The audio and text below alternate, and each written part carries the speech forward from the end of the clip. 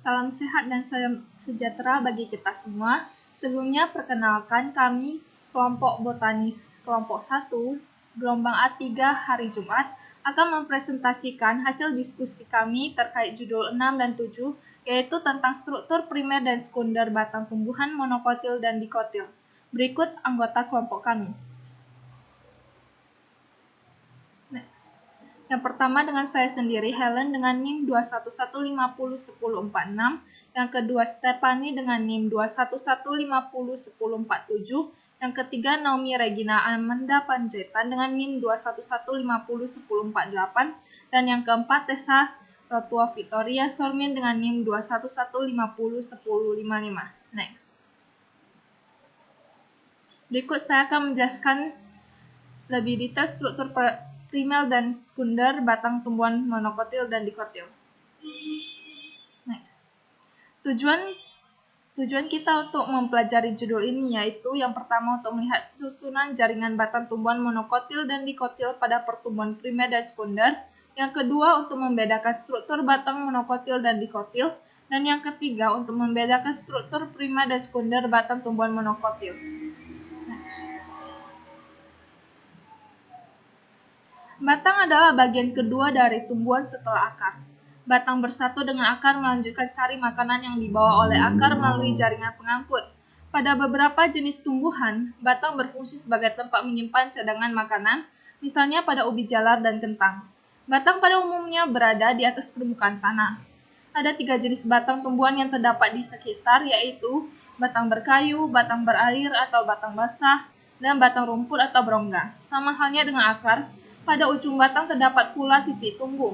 Titik tumbuh batang pada umumnya tidak mempunyai pelindung yang khusus, tetapi balutan bakal daunnya berfungsi sebagai pelindung.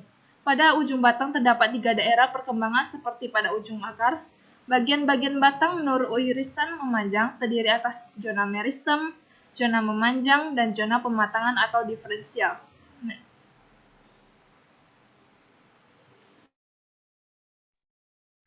Selanjutnya, apa itu monokotil dan dikotil? Monokotil disebut juga tumbuhan berkeping tunggal, memiliki biji tunggal atau tidak terbelah. Sedangkan dikotil disebut juga tumbuhan berkeping ganda, memiliki biji berkeping dua atau berbiji belah.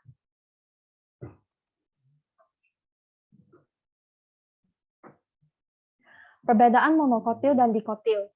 Monokotil yang pertama, batas ujung akar dan kalitra terlihat jelas. Sedangkan pada tumbuhan dikotil, batas ujung akar dan kalitra tidak terlihat jelas. Yang kedua, pada tumbuhan monokotil, perisikel terdiri atas beberapa lapis sel. Sedangkan pada tumbuhan dikotil, perisikel terdiri atas satu lapis sel. Yang ketiga, pada tumbuhan monokotil, memiliki empulur yang luas sebagai pusat akar. Sedangkan pada tumbuhan dikotil, tidak memiliki empulur atau empulurnya sempit. Yang keempat, pada tumbuhan monokotil tidak memiliki kambium, sedangkan pada tumbuhan dikotil memiliki kambium. Yang kelima, pada tumbuhan monokotil, jumlah lengan protosilem banyak, atau lebih dari 12. Sedangkan pada tumbuhan dikotil, jumlah lengan silem antara 2-6. Selanjutnya, pada tumbuhan monokotil, letak silem dan floem berselang-seling. Sedangkan pada tumbuhan dikotil, letak silem di dalam dan dengan floem di luar mengelilingi silem, dengan kambium sebagai pembatas. Dan yang terakhir, pada tumbuhan monokotil memiliki akar serabut, memiliki kelopak bunga kelipatan 3, sedangkan pada tumbuhan dikotil memiliki akar tunggang dan memiliki kelopak bunga kelipatan 4 atau 5. Selanjutnya, struktur umum anatomi batang. Struktur umum anatomi batang sendiri terbagi menjadi 3, di antaranya sebagai berikut. Yang pertama yaitu epidermis, yang biasanya terdiri dari satu lapisan sel yang memiliki mulut daun atau disebut juga sebagai stomata dan rambut trichomata. Sel epidermis adalah sel hidup dan mampu bermitosis. Yang kedua yaitu korteks dan empulur. Korteks adalah kawasan di antara epidermis dan sel silinder pembuluh paling luar. Korteks batang biasanya terdiri dari parenkim yang dapat berisi kloroplas. Di tepi luar sering terdapat kolenkim atau sklerenkim. Batas antara korteks dan daerah jaringan pembuluh sering tidak terlihat jelas karena tidak memiliki endodermis.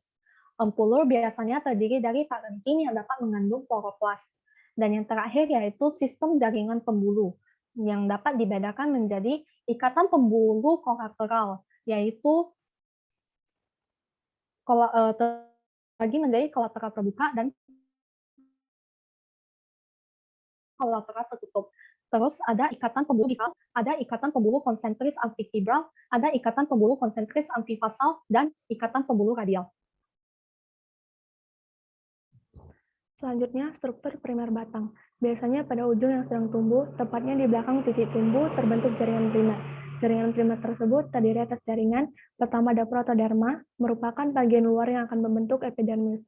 Selanjutnya ada prokambium, terletak di bagian tengah, sel-selnya lebih panjang. Jaringan ini akan membentuk jaringan pembuluh xilem dan floem, serta kambium vaskular. Selanjutnya ada meristem dasar, merupakan jaringan dasar yang akan membentuk embulur dan korteks. Next.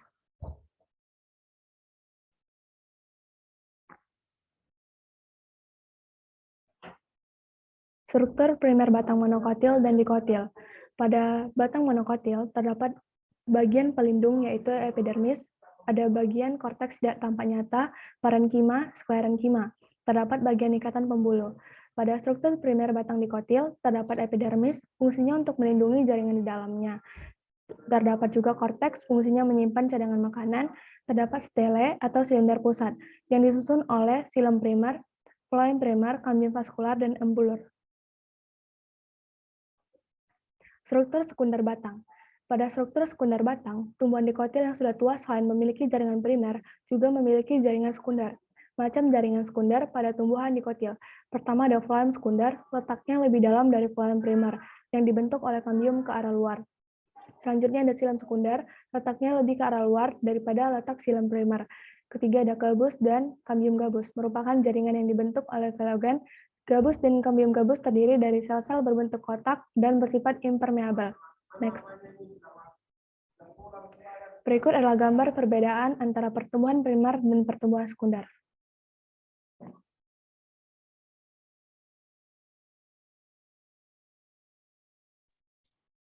Bahan pertama yang kita amati yaitu sampel pada batang Ziamis dengan taksonomi Kingdom Plantae, divisi Spermatophyta, subdivisi Angiospermae, kelas Monocotyledon, famili Poaceae, genus Zea, dan spesies Ziamis.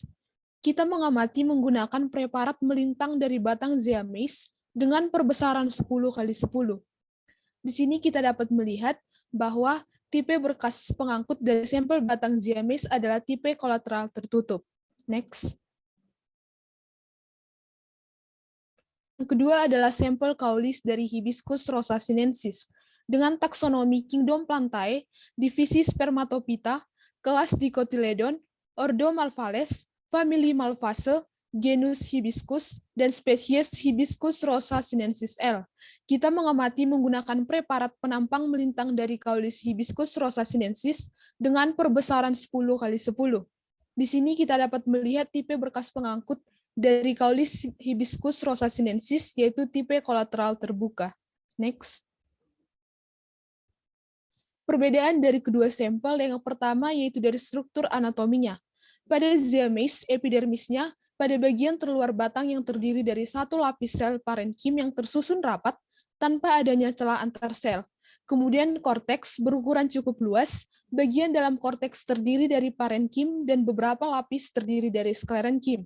Kemudian pada Hibiscus rosa sinensis, epidermis, sel hidup yang mampu bermitosis yang berperan penting dalam upaya memperluas permukaan apabila terjadi tekanan dari dalam akibat pertumbuhan sekunder, dan korteks, kawasan di antara epidermis dan sel silinder pembuluh paling luas, dan empulur terdiri dari parenkim yang mengandung kloroplas. Next.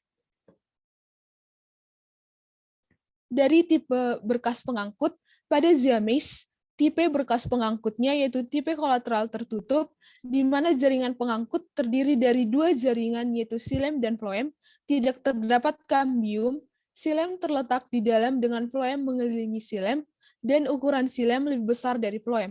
Dan pada Hibiscus rosa sinensis, tipe berkas pengangkut yaitu tipe kolateral terbuka, di mana terdapat kambium, xilem dan floem letaknya berdampingan, empulur terdiri dari parenkim yang mengandung kloroplas.